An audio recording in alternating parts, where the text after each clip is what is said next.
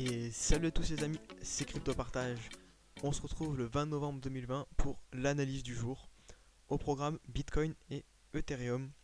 Ethereum qui semble se réveiller. On va aussi faire en fin de vidéo une petite analyse sur REN qui m'a été demandée par un abonné. Donc n'hésitez pas, si vous voulez que j'analyse un token, à me le dire en commentaire. Je le fais avec grand plaisir. Donc on commence par Bitcoin. Bitcoin n'a pas beaucoup de changements depuis hier. On se situe toujours aux alentours des 18 000 $. En weekly, comme vous pouvez le constater, on attend la clôture de dimanche. Euh, Est-ce qu'on va réussir à aller chercher l'ATH et clôturer au-dessus? Ça serait assez fou. On verra bien. Mais en tout cas, si vous voulez un point sur les targets, si vous n'avez pas vu la vidéo d'hier, pour ceux qui font du long terme, évitez d'acheter ici. Attendez d'abord un retracement parce qu'il y en aura un, c'est sûr. Et comme target de retracement, moi je privilégierais les 13 800. Dernière résistance qu'on a cassée. Puis si on retrace plus fort, les 11 500. Comme vous constatez, j'avais pas dessiné dans mes dernières vidéos, mais là je l'ai fait. Un gros rectangle qu'on avait cassé ici. On avait buté ici dessus. Là on est venu rechercher la borne basse. Là on a retapé la borne haute aux 11 500. C'est un gros rectangle. Et là on l'a cassé. Donc évidemment ça pète très fort. Mais c'est pas pris à exclure un pullback dessus, donc 11 500. Donc tout ça, là, ces deux zones, ça serait des grosses zones de rechargement, à mon sens. Je vais faire un petit tour vite fait en H4 pour vous montrer le triangle que. Je me mis là, je mis ici ça. Donc ce petit triangle qu'on semble avoir cassé, enfin c'est pas ensemble, c'est on a cassé à la hausse. Donc la target serait les 19 000 $, quoi, concrètement. Ça devrait nous amener aux 19 000 $ si la figure est validée. Donc voilà, on passe à Ethereum. Euh, Attendez, hop. Donc là on est en weekly.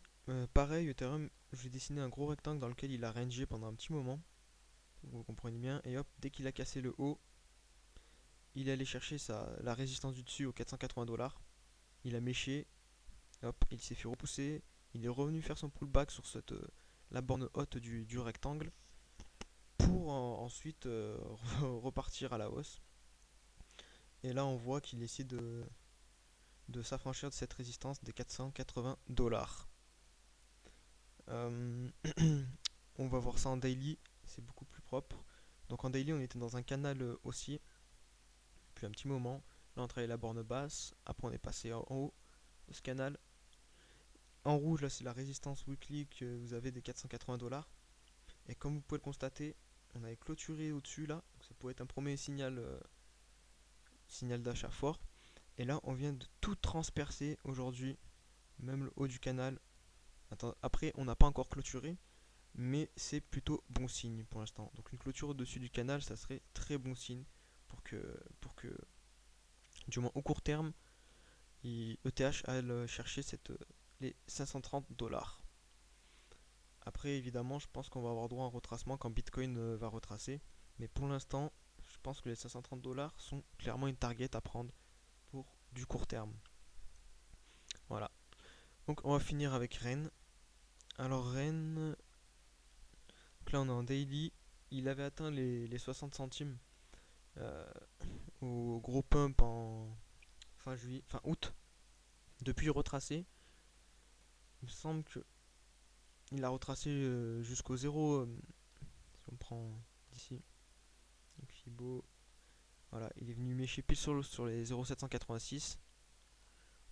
Il semble avoir retrouvé son dip. Et depuis, il forme, comme vous pouvez le constater, un triangle avec la borne basse en verte et celle en rouge comme résistance du haut. Un triangle de compression, hop. Même s'il il est sorti au-dessus, mais il l'a pas cassé. Enfin, il s'est fait repousser par cette trendline qu'on a cassé ici. Donc là, on est dans ce triangle de compression pour moi. Et la prochaine fois qu'on va clôturer au-dessus, ça partira très fort. Déjà pour retourner chercher du coup les 42 centimes, puis ensuite la TH. Donc si vous voulez rentrer sur Rennes, je pense que c'est un bon prix d'achat dans ce triangle là, aux alentours des 30 centimes pour payer Rennes. Et si vous voulez plus de sécurité, je dirais, vous attendez une clôture au-dessus de cette résistance, en daily et en weekly. Et, euh, et voilà, mais ici, euh, chaque fois qu'on viendra taper cette borne basse du triangle, ça peut être un bon prix d'achat. Donc voilà, pour Rennes. Rennes qui est un beau projet et je le vois très haut